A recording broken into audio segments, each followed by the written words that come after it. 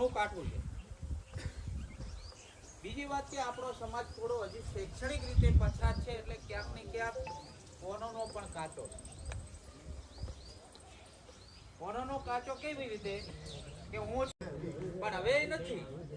હવે હું એસપી સાહેબ જોડે જાઉં ને તો મને ખુરશી આલવી પડે કે ઠાકોર સેનાનો પ્રમુખ ખુરશી મૂકવી પડે. આ બધા દુઃખના કારણથી કોની તાકાત? સંગઠન. એક વ્યક્તિથી આ નહીં બનતું. હું એકલો વધ કોણ કરે?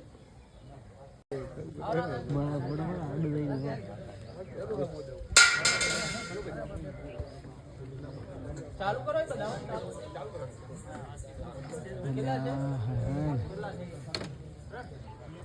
વાત છે આ કોઈ એલફેલ વાત નથી.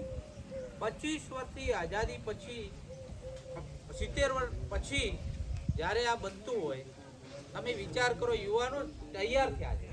પહેલા કેવું હતું ખબર છે?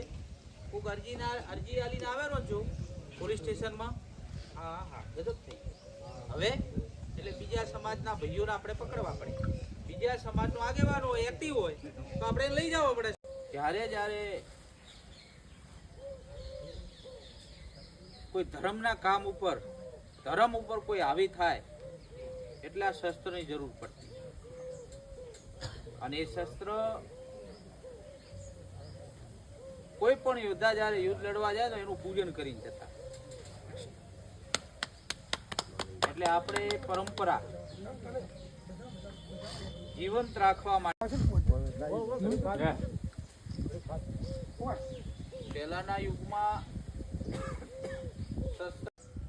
દિલપૂર્વક જે મહેનત કરી અને એ ભાવ સાથે તમારી મહેનત ફળી અને આપણે 2 વીઘા જગ્યાનું બોનું ડીસાની અંદર આપણે આપી દીધું.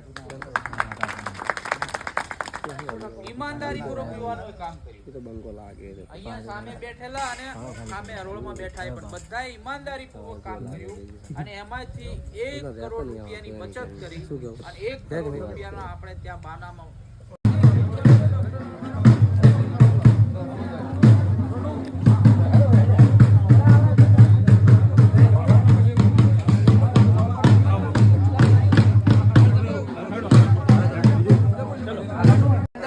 પાછા ઉભા રહીને મૈયા લ્યો અંદર જાઓ.